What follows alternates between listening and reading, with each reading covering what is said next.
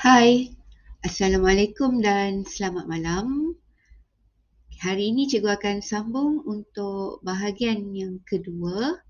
Okey, cara bagaimana nak menjawab soalan bahagian B dan C.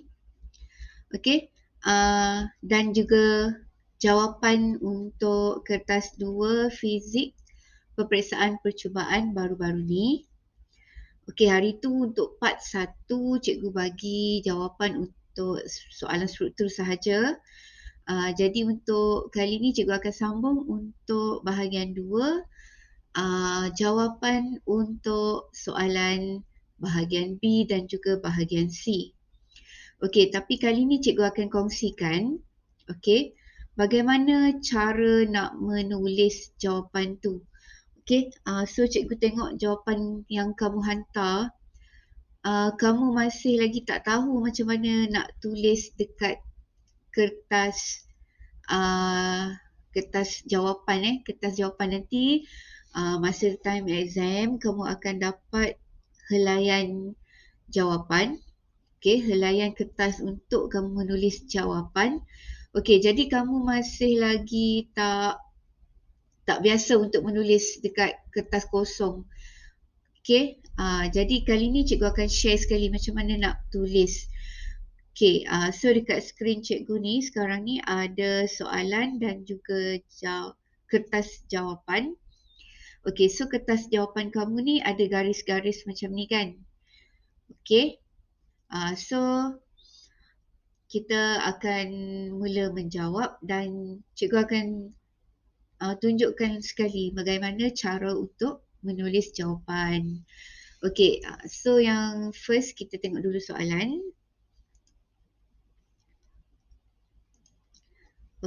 Soalan bahagian B. Soalan bahagian B 20 markah.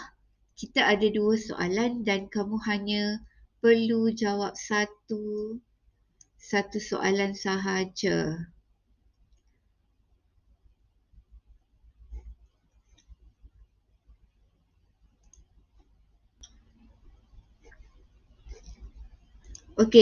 Jadi kamu ada section B, soalan section B. Soalan pertama adalah tajuk cahaya. Tentang kanta. Dan manakala soalan 10 ialah soalan tajuk daya dan gerakan untuk topik tingkatan 5. So kita akan tengok dua-dua soalan ni. Katalah kamu pilih jawapan nombor 9. Kamu nak jawab soalan nombor 9. Tajuk cahaya ni kan.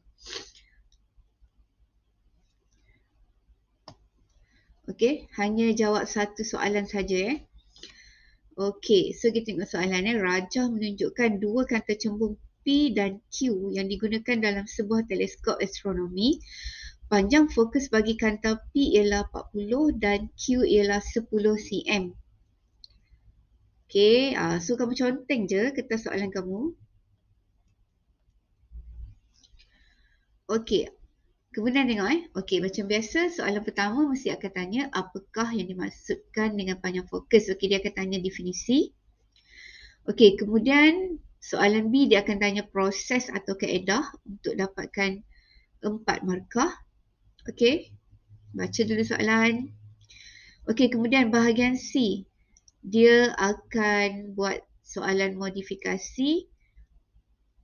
Menyiasat susunan kanta dan sifat-sifat kanta yang akan digunakan untuk membina sebuah teleskop astronomi ringkas. So soalan section B dia dah bagi pilihan so kamu akan fikirkan ciri-ciri dia, sebab dan kamu akan pilih antara J, K, L dan M. Dan 10 markah. Kemudian satu lagi 5 markah mestilah soalan pengiraan. So 1 markah, 2, 2. So 5 markah. So sekarang cikgu nak tunjuk macam mana kamu nak tulis jawapan tu dekat kamu punya helaian jawapan. Sebab ada yang buat ada yang buat table untuk soalan modifikasi, lepas tu dia buat table juga untuk perbandingan. Okay, so kamu masih tak confident lagi kan cara macam mana nak menulis dia. Okay, so kat sini cikgu tunjukkan ada dua. Okay, so katalah di kertas garis-garis ni adalah kamu punya kertas jawapan. Okay, so kita tulislah nombor soalan kan. Kita jawab nombor 9. Okay, nombor 9.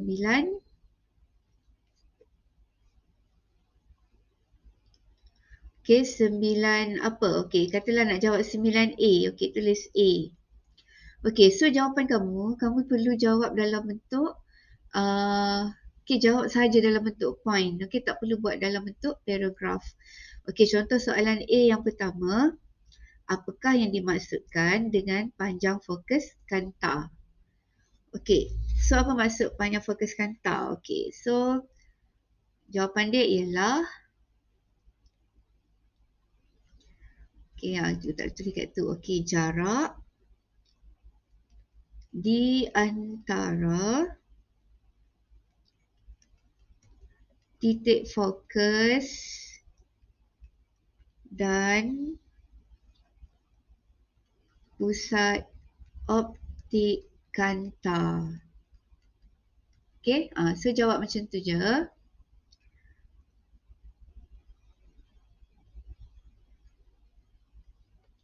Okay, seterusnya soalan B. Okay, tulis B. Okay, apa dia soalan B?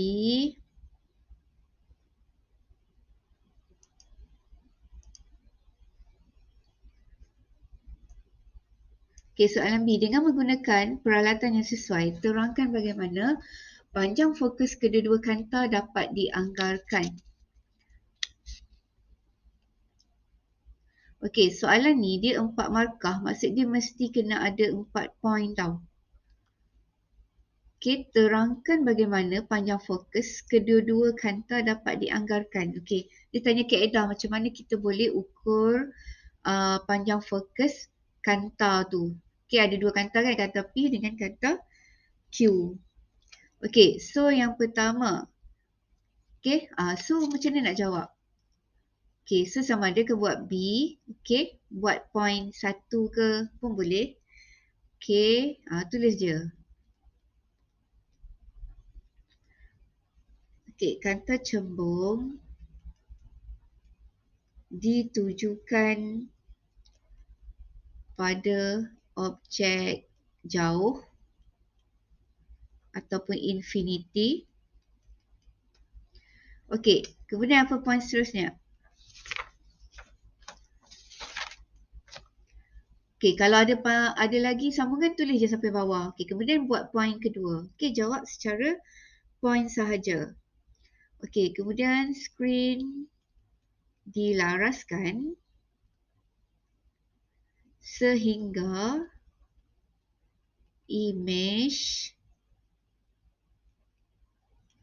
tajam terbentuk di skrin. Okey, ni kamu ada buat masa tingkatan 4 kan? Macam mana nak tentukan panjang fokus kanta. Okey, sebab ketebalan kanta yang berbeza mempunyai panjang fokus yang berbeza. Okey, bila dah ada imej tajam yang terbentuk kat skrin, kita ukur. Okey, so jarak antara skrin dan kanta diukurkan.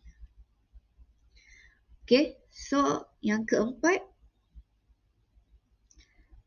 maksudnya jarak yang kamu ukur tadi tu adalah sebenarnya panjang fokus.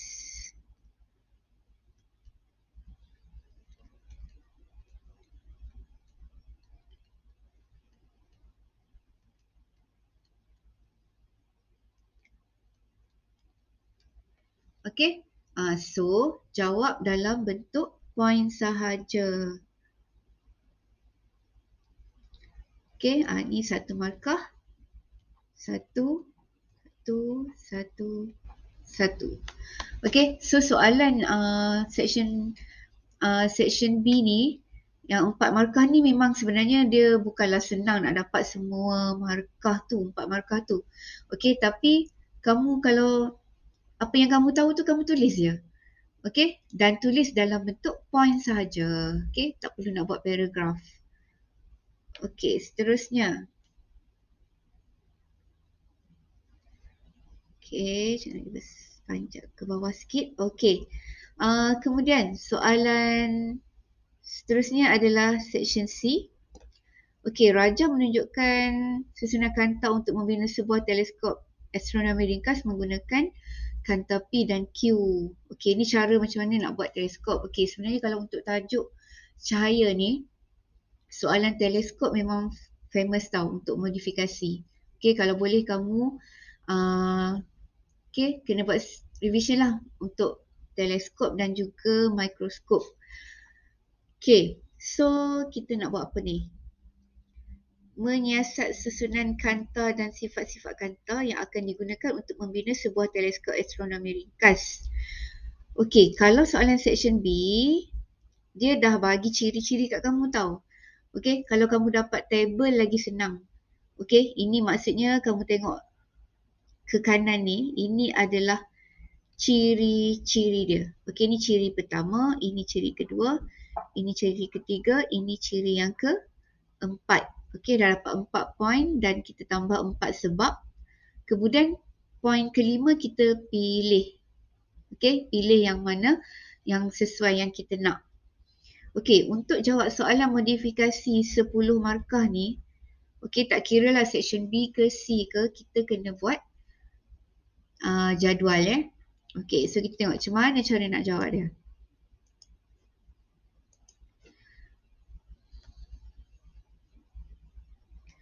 Okey, so kita tulis C.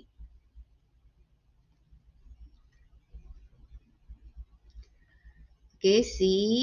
Okey, buatlah table. Okey, kalau cikgu sebenarnya ajar table buat 2 kolom sahaja. Okey.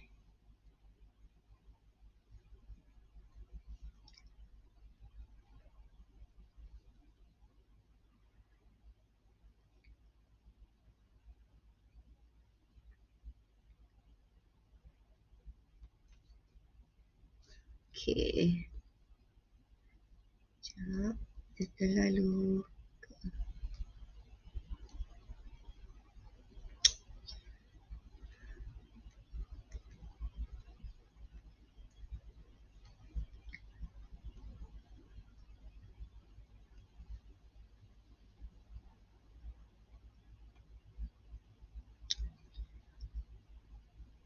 dari sini.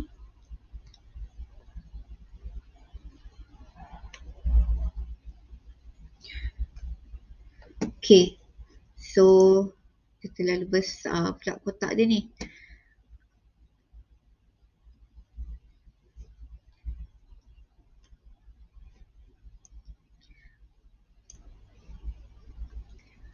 Okey, so siapkan table macam ni. Okey, macam cikgu lukis ni. Okey, sekurang-kurangnya ada 2 kolom dan okey, 5 baris. Okey, so kat sini kita letak ciri dan kat sini sebab, okey, ataupun penerangan. Okey. Okey, kat mana nak dapat ciri dia ni? Okey, so ciri dia ni dapat daripada table ni. Okey. So yang pertama, apa dia? Panjang fokus kanta objek. Okey, so kat sini apa jawapan dia? Panjang fokus kanta objek. Okey, tulis fokus kanta objek. Okey, apa? FO lebih daripada FE. Okey, kanta objek mesti panjang fokus dia lebih daripada kanta mata. Okey, so apakah sebab dia? Okey, ini sebab dia ialah menghasilkan Image pertama nyata songsang lebih kecil. Okey, memang tak ada sebab lain dah. Okey, kenapa F objek lebih pada FE ialah untuk menghasilkan image pertama tu kena nyata songsang lebih kecil. Okey, yang kedua, pembesaran image dia. Nak apa?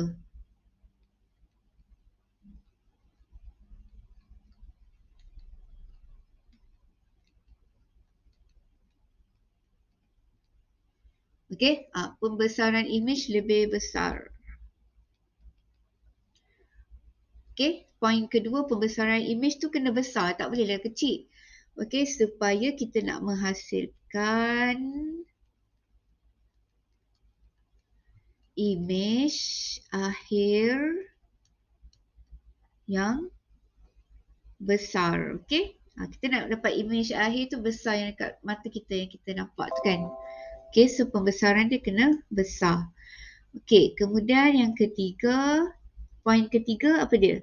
Jarak antara kanta objek dengan kanta mata pula. Okey, ni ciri-ciri ni memang ada dekat teleskop. Okey, jarak antara kanta objek. Okey, tiru balik je perkataan tu dengan kanta mata. Apa dia? Kat sini, yang mana satu yang tepat? Okey, so mestilah FO tambah FE. Okey, dia rapat kan? Kata fokus dengan kata objek dia bertemu dia punya jarak fokus dia tu. Okey, so apakah dia punya sebab? Memang tak ada lain. Sebab dia nak menghasilkan image akhir di infinity. Okey, dan yang keempat, okey, tengok yang keempat, diameter kanta objek. Kita nak diameter besar ke kecil?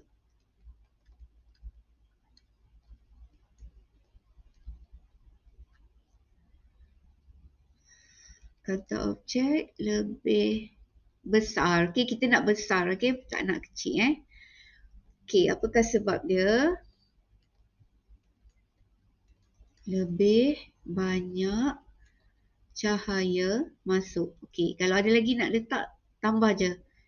Okey, image lebih terang. Okey, so kita ada 4 ciri, kita dah bagi 4 sebab. Okey, satu lagi kalau dekat sini dia bagi nilai, okey, kat sini dia bagi nilai. Okey, kamu jangan tulis nilai kat sini. Kat sini tak boleh tulis nilai. Okey, contoh kat sini kan pembesaran. Okey, tak boleh tulis 4 ke 0.25 ke. Okey, mesti kena tulis sama ada kecil ke besar. Okey, kecil, besar, tinggi, rendah.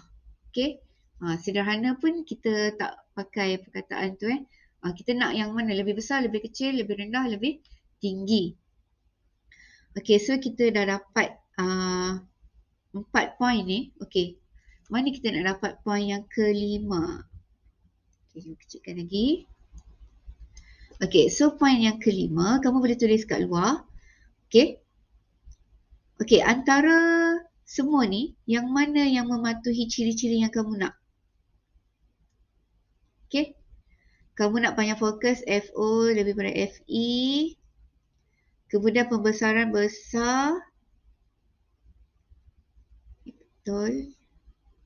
Okey, yang ni ialah FO tambah FE dan diameter besar. Okey, so J. J adalah pilihan yang tepat. Okey, so kita tulis sini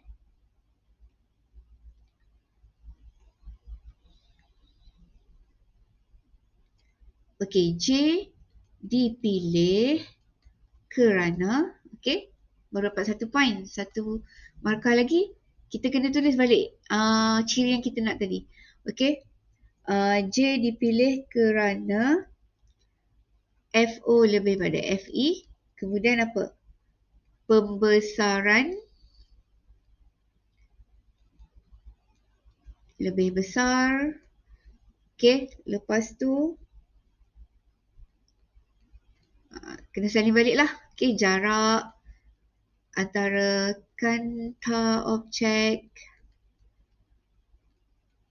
dengan kanta mata ialah FO tambah FE. Dan last sekali apa? Dan diameter kanta objek lebih besar.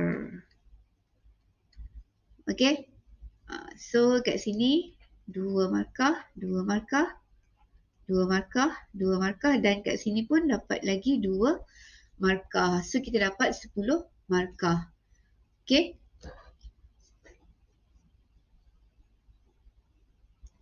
Okay, kemudian kita dah jawab C. Okay, kita nak jawab soalan akhir iaitu bahagian D. Okay, so kamu sambung je lah terus. Okay, bahagian D. Okay, satu objek diletakkan pada jarak 15 cm dari kanta cembung. 15 cm daripada kanta cembung. Maksudnya ini adalah jarak U. U sama dengan 15. Okay, positif 15 sebab dia kanta cembung. Okay, panjang fokus kanta ialah 10. So, nyatakan ciri imej. Yang pertama, ciri imej. Okay, so kat sini, kamu kena tahu. Kalau kat sini kita ada kanta. Ni objek. Objek 15. Okay, tapi panjang fokus 10 je. Maksudnya sekarang ni, U kita adalah lebih daripada fokus. Apakah ciri-ciri kanta cembung yang dihasilkan kalau jarak objek dia lebih daripada fokus? Ni kan cikgu dah suruh hafal. Okay.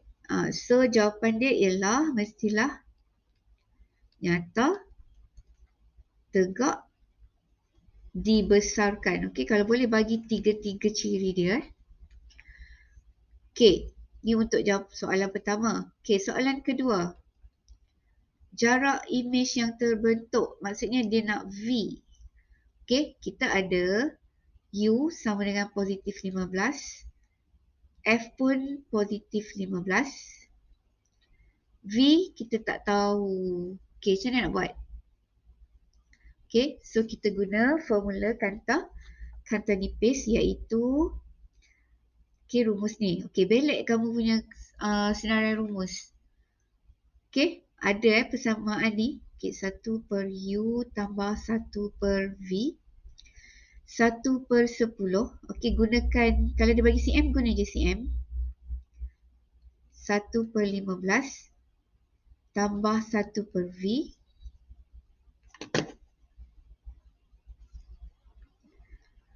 Okay, so bila kita buat ni, selesaikan ni, apa dia? Macam mana nak selesaikan? Ini bawa ke sini jadi negatif kan? So, 1 per 10 tolak 1 per 15 sama dengan 1 per V. Okay, kita samakan pembawah. Dia akan jadi, okay, nak senang darab je. 15 per 150 tolak 10 per 150 sama dengan 1 per V. Okey, so dapat 5 per 150 sama dengan 1 per V. Nak dapat V, buat apa? Okey, 150 bahagi 5. So, V dapat 30.0 cm. Okey, ni untuk jawapan yang kedua, dapat 2 markah.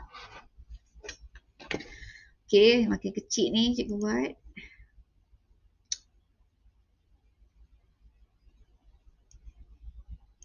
Okey, seterusnya untuk yang ketiga, dia tanya soalan pembesaran linear. Okey, ingat rumus pembesaran linear.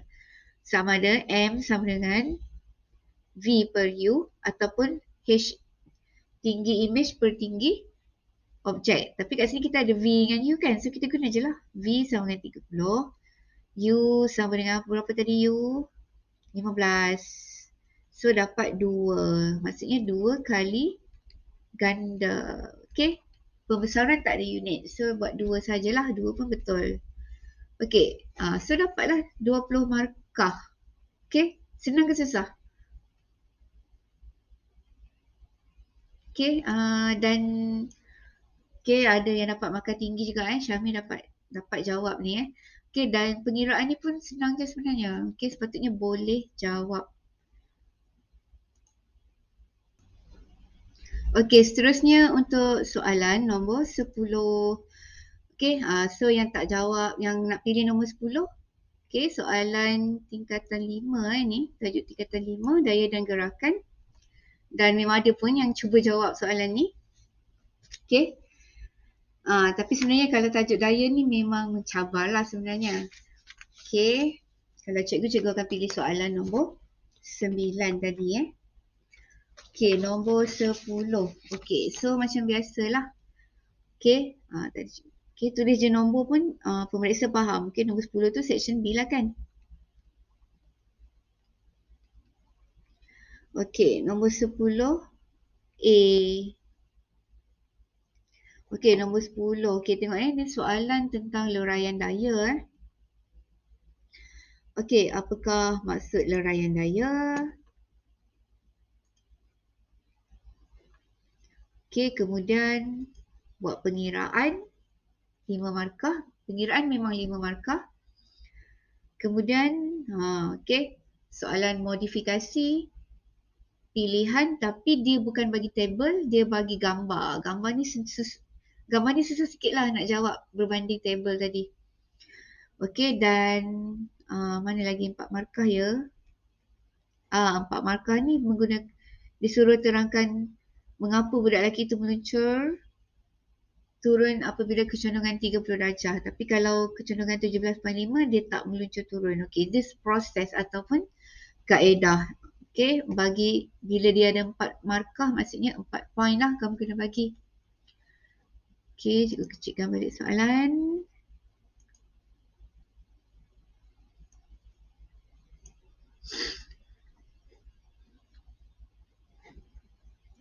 Okay, so soalan A. Apakah maksud leraian daya? Okay, leraian daya ialah proses meleraikan satu daya tunggal kepada komponen daya. Okay, sebab dia lerai kan. Jadi maksudnya daripada 1 jadi 2. Okay, komponen daya X dan Y dia. Okay, soalan B. Okay, dia suruh berdasarkan rajah, hitung komponen berat yang selari dengan curun terowong meluncur WC, 2 markah. Daya paduan yang bertindak pada budak lelaki itu dan yang ketiga pecutan budak lelaki itu. Okay, mana?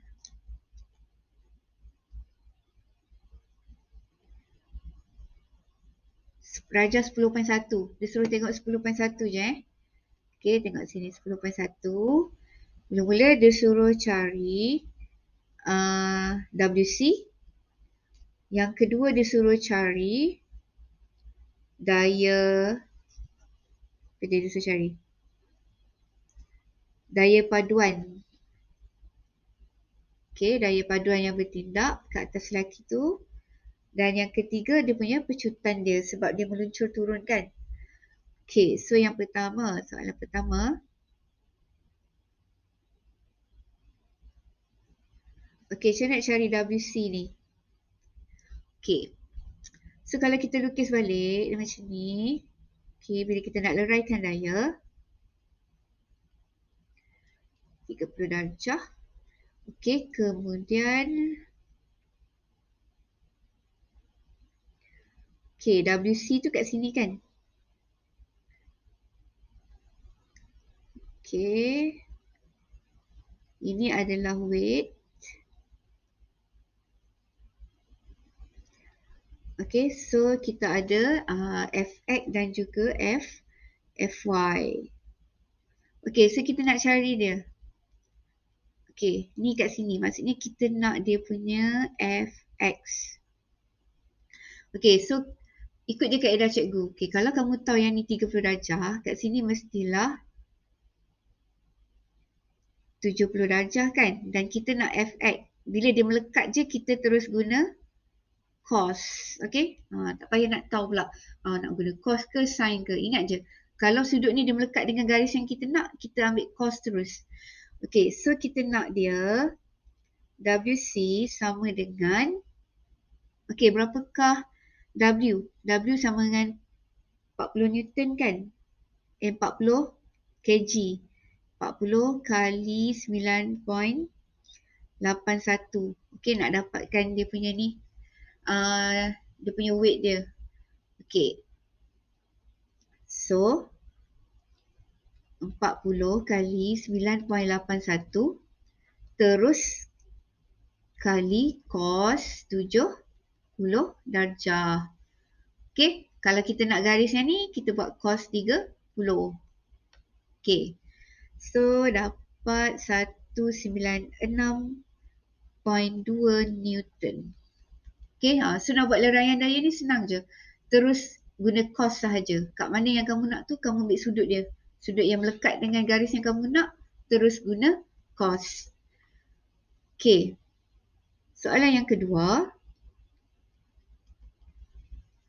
Okay, berapakah daya paduan yang bertindak? Okay, dia ada ni 120 ni apa? Sini kita ada geseran. Okay, kat sini Fx. Jadi, dia arah bertentangan, jadi kita kena tolak. Okay, so F paduan dia samaan dengan 196.2 tolak 120 Newton geseran. So, dapat 76.2 Newton daya bersih dia yang dia menolak dia ke bawah tu. Okay, so daripada daya bersih dia ni, kita boleh kira dia punya pecutan melalui rumus F sama dengan MA, iaitu Fnet. Fnet kamu dapat ni. Okay, so 76.2 sama dengan mass dia 40 kali A kita tak tahu. Okay, so kita tekan kalkulator, A dapat 1.905 ms negatif 2. Okay, senang ke susah soalan ni? Okay, so kalau ikutkan bukanlah susah sangat Okay, so boleh dapat lagi 5 markah. Okay, seterusnya soalan apa?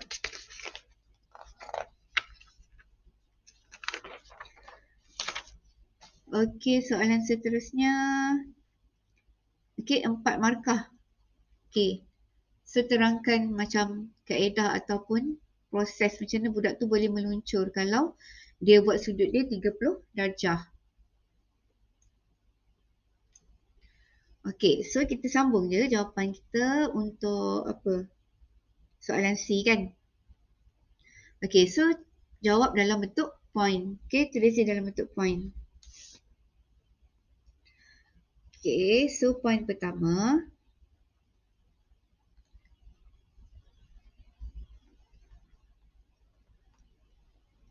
Okay, budak itu meluncur ke bawah pada sudut 30 darjah kerana apa? Tadi kita kira komponen daya ke bawah tadi kan? Komponen daya yang selari dengan cerun lebih besar dari daya geseran. Sebab tu dia boleh ke bawah. Sebab geseran 120 je. Tapi daya ke bawah dia berapa? 196.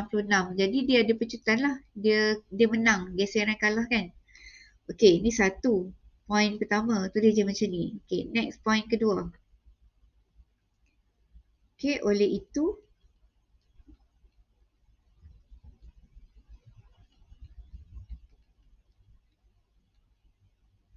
memecut ke bawah. Maksudnya ada pecutan sebab net force dia tak sama kosong kan? Ataupun kurang. Okay, point yang ketiga untuk yang 17.5 darjah tu. Okay, so kita katalah budak itu tidak meluncur pada sudut 17.5 darjah. Macam atas juga, kerana daya selari dengan cerun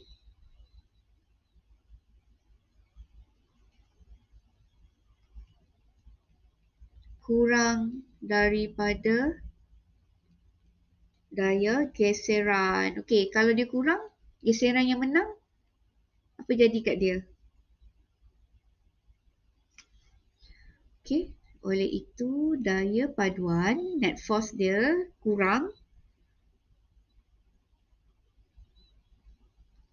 Daya paduan mengikut arah daya geseran. Dia tak pergi turun bawah, dia ke atas. Sebab tu dia tak turun lah. Sebab daya geseran dia lebih tinggi. Kalau sama dengan kosong, dia dalam keadaan pegun. So ingat masih ada 4 point kamu kena bagi.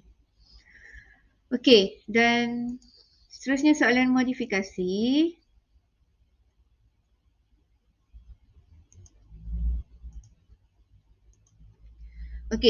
Kalau kamu dapat bentuk macam ni, dapat gambar, apa kamu kena buat ialah kamu kena tengoklah semua gambar ni, tengok apa beza dia. So yang pertama kita tengok jisim lain. Kemudian tengok pemegang ni kita ada sudut dia. Sudut. Kemudian ada tolak, ada tarik. Satu perbezaan. Kemudian bilah. Dua. Tengok bilah dia ada kecil, ada besar. Perbezaan ketiga. Lagi. Sudut lah. Perbezaan ketiga adalah sudut dia. Dan perbezaan keempat ialah jisim lah. Yang keempat adalah jisim. Jisim mesin rumput tu. So tulis yang pertama dari segi jisim. Yang kedua. Silap. Pertama tadi kaedah dia. Tolak ke tarik. Yang kedua, saiz bilah. Yang ketiga, kita cari dulu tahu apa poin perbezaan dia. Yang ketiga ialah sudut. Dan yang keempat ialah jisim.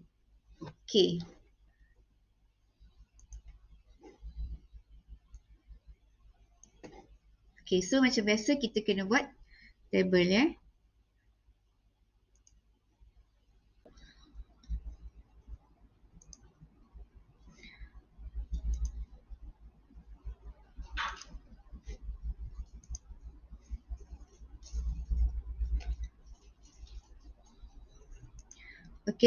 So kita buat jadual untuk tuliskan dia punya modifikasi. Berdasarkan yang kita cari tadi, yang pertama dari segi kaedah, saiz bilah, sudut dan juga jisim. So kita buat table, ciri dan juga sebab. So yang pertama kita tengok kaedah kita nak tolak kan. Kalau mesin rumput orang akan tolak, bukan tarik ya. So kaedah dia mesin rumput ditolak. So sebab dia adalah komponen menegak daya ke bawah. Kalau kita tolak, kita akan dapat satu komponen menegak daya ke bawah. Okey. Yang kedua, kita nak jisim mesin rumput tu kena besar. Maksudnya mesin rumput tu kena berat. Okey. Jisim lebih besar, dia akan menghasilkan daya paduan lebih besar. Okey. Daya paduan ke bawah tu lebih besar. Okey. Ataupun kita boleh letak poin yang kedua adalah lebih stabil. Okey, yang ketiga, sudut antara pemegang dan ufuk yang lebih besar. Okey, sudut ni dengan tanah. Okey, sudut dia mestilah besar. Okey, sudut yang besar akan menghasilkan daya ke bawah yang besar. Dan yang keempat, saiz bilah. Kamu tengok tadi, saiz bilah.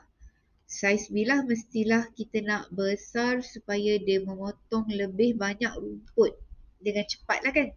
Ataupun kamu kata boleh memotong rumput dengan lebih cepat, lebih banyak rumput pada masa yang singkat. Okey, so kita dapat 8 markah. Okey, kat mana nak dapat lagi 2 markah? Okey, nak dapat lagi 2 markah kat mana? Okey, so kamu buat pilihan. Okey, daripada semua yang kamu tengok tadi. Okey, tengok balik kat gambar ni yang mana sesuai yang kamu nak ni. Okey, so kita dapat tengok M. Okey, M sudut besar, ditolak, jisim 10 kg dan bilah dia besar. Okey, so M dipilih kerana mesin rumput ditolak, okey, berjisim besar, bilah pemotong besar dan sudut besar. Okey, kena tulis balik apakah ciri yang kamu pilih tadi. Okey, barulah akan dapat lagi 2 markah. Jadinya 10 markah untuk soalan modifikasi. Okey, dan seterusnya untuk bahagian C. Okey, bahagian C, soalan bahagian C. Okey, kita tengok soalan dulu.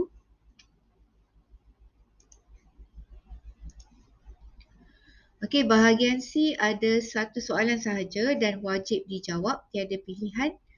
Okey, jadi untuk soalan kali ni, soalan yang ditarget adalah tajuk keradioaktifan. Okey. Okey, so soalan C, section C yang pertama dia akan tanya definisi. Okey, yang kedua dia akan tanya soalan perbandingan 5 markah. Okey, yang ni banyak tolong kamu 5 markah ni. Okey, kemudian soalan proses atau kaedah 4 markah. Dan seterusnya dia akan ada soalan modifikasi juga 10 markah. Tapi beza dia, soalan modifikasi kali ni dia tak bagi apa-apa ciri kat kamu. Kamu kena fikir sendiri apakah ciri dia. Okey, dia tak bagi banyak hint. Okey, dia cuma bagi gambar, soalan dan terus 10 markah. Okey, jadi macam mana nak jawab soalan ni?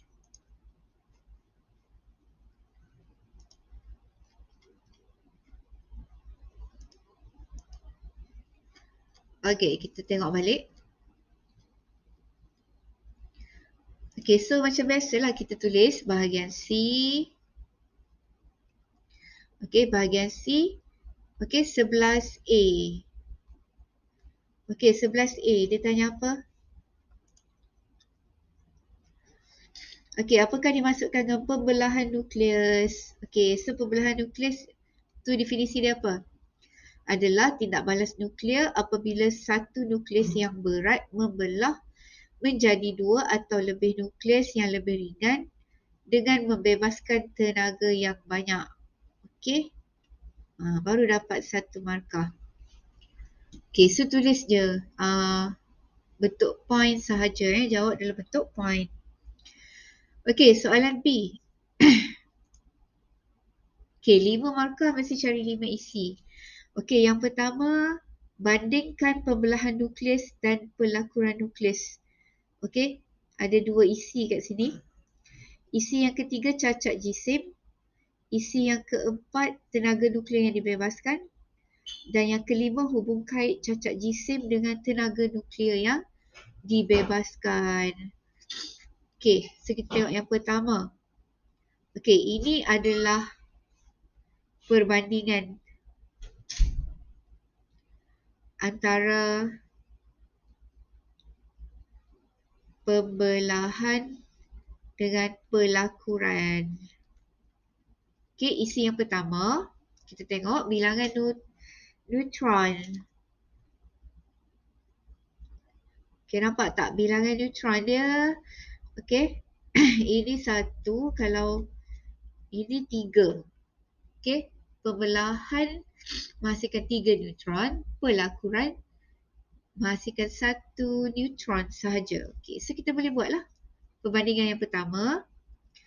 Bilangan neutron terbebas selepas tindak balas bagi pembelahan adalah lebih daripada pelakuran nukleus. Okey. Yang kedua, jumlah jisim. Okay, kita tengok. Jisim sebelum banyak ni, selepas banyak ni, berkurang. Okey, atas pun sama juga. Sebelum banyak, selepas berkurang. Okey, so kat sini kita punya isi perbandingan kita ialah jumlah jisim sebelum tindak balas adalah lebih tinggi daripada selepas tindak balas bagi kedua-dua pembelahan dan pelakuran. Maksudnya dia macam kita buat apa persamaan kedua-dua tindak balas dia kan? Persamaan dia ialah jisim sebelum adalah lebih tinggi daripada jisim selepas. Okey, so dapat 2 poin yang kedua. Poin yang ketiga, dia nak cacat jisim. Tengok cacat jisim dia, ni 0.18. Okey, ini 0.188. Ini 186. Okey, so siapa lagi tinggi? Cacat jisim bagi pembelahan nukleus adalah lebih daripada pelakuran nukleus. Okey, 0.018. Ini 0.0186. 0.1888.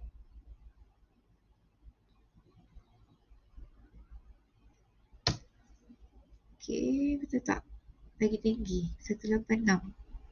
188. Okey, ni 0.0 kan? Ni kurang. Okey, cikgu pun dah keliru. Ni kurang. Sebab 0.018 yang atas 0.18. Okey. Tenaga nuklear dibebaskan pula. Okey, ini adalah kuasa negatif 12. Ini kuasa negatif 11. Maksudnya yang ni tinggi. Okey, so kita tulislah tenaga nuklear yang dibebaskan oleh pembelahan nukleus lebih tinggi daripada pelakuran nukleus. Okey.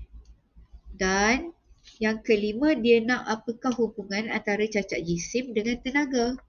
Okey, so daripada perbandingan ni kita boleh dapat hubungan dia. Kan ni cacat jisim pembelahan lagi tinggi, jadi tenaga dia pun lagi tinggi. Jadi apakah dia punya hubungan? Cacat jisim bertambah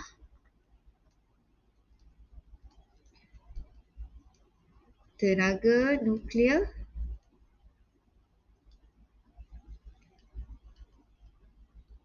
yang dibebaskan bertambah. Okey? Ataupun kita buat semakin bertambah cacat jisim, semakin bertambah tenaga nuklear yang dibebaskan. Okey, next soalan seterusnya apa? Okey, pembelahan nukleus akan menghasilkan tindak balas berantai. Jelaskan bagaimana tindak balas berantai berlaku dalam pembelahan nukleus uranium 235. Okay, so just tulis je C. Okay, apa jawapannya? Okay, bagaimana nak berlaku tindak balas berantai? berantai ni Okay, yang pertama. Okay, bagi proses dia lah. Maksudnya dia nak proses. Okay, so yang pertama. Satu neutron.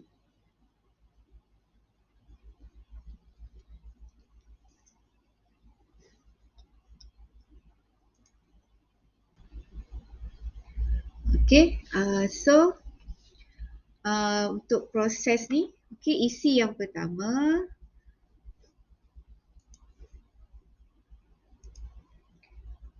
Okay, cikgu dah tulis siap-siap. Okay, yang pertama, satu neutron membedil uranium 235. Okay, dua nukleus anak dan 3 neutron dihasilkan dan membebaskan tenaga yang besar. Okay, so dia akan menghasilkan 3 neutron yang baru. Neutron yang baru tu pula akan membedil uranium 235 yang lain.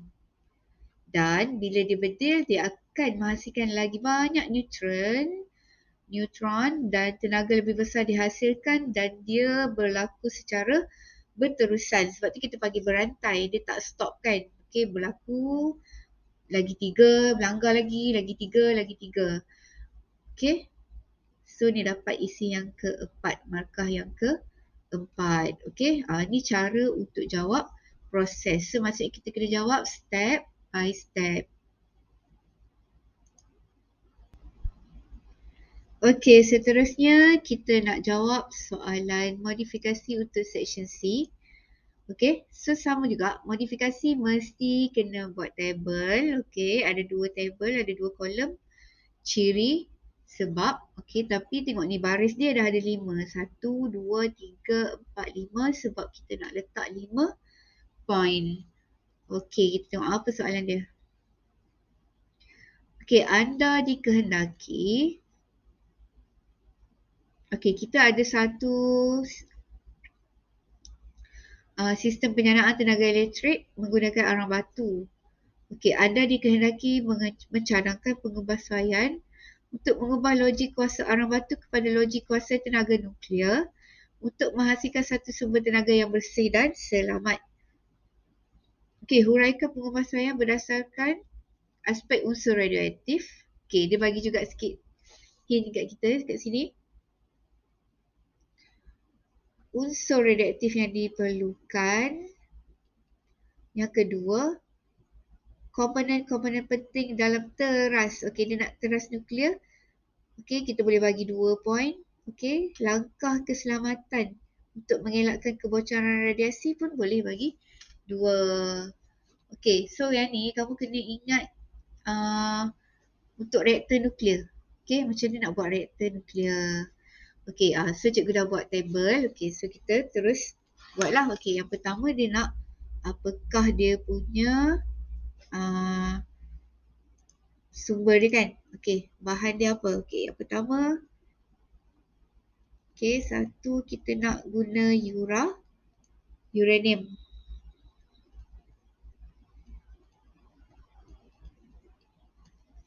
Okey, apakah sebab dia?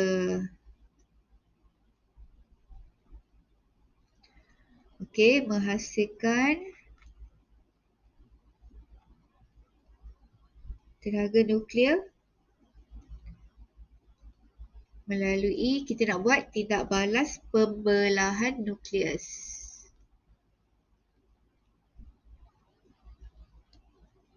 Okey, tu sebab dia kita guna uranium. Kalau guna arang batu tak boleh kan buat tindak balas ni. Okey, yang kedua, komponen dia dalam teras radioaktor. Okey, kita ada boron. Kita ambil boron sebagai rod pengawal. Okey, kalau kamu tengok balik tajuk buat reaktor nuklear, kamu akan jumpalah benda ni. Kita ada rod pengawal, kita ada moderator. Okey, boron sebagai rod pengawal, apakah dia punya fungsi dia? Mengawal kadar tindak balas dengan menyerap neutron berlebihan. Okey. Dan yang ketiga, apakah dia lagi komponen dalam reaktor? Okey, kita ada moderator daripada grafik. Okey, kamu kena hafal benda-benda yang nama yang nama unsur yang digunakan ni. Okey, moderator grafik, apakah dia punya fungsi? Memperlahankan neutron. Okey, neutron tu tak boleh bergerak laju kalau tak dia tak boleh nak membedil nukleus. Okey, memperlahankan neutron supaya pembelahan nukleus berlaku. Okey, sebab-sebab dia ni memang dah spesifik. Memang kamu kena tahulah, kena ingat. Okey, apakah yang keempat? Langkah keselamatan. Okey, supaya tak berlaku kebocoran. Okey, kamu jangan cerita pasal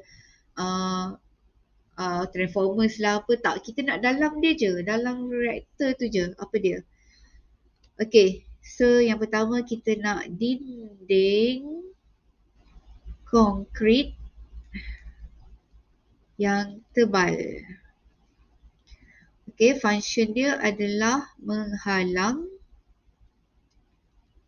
sinaran radioaktif terlepas ke persekitaran. Okey, dan yang kelima, okey, memang untuk reaktor nuklear kita gunakan air sebagai ejen penyejuk. Okey, kenapa kita guna air sebagai ejen penyejuk? Kerana kita nak mengawal suhu reaktor. Ataupun kita kata kenapa kita guna air? Sebab air mempunyai muatan haba tentu yang tinggi, ataupun kita guna air ni untuk apa? Menyerap haba daripada tindak balas berantai untuk penghasilan steam. Okey, so ada 3 sebab lah. Okey, so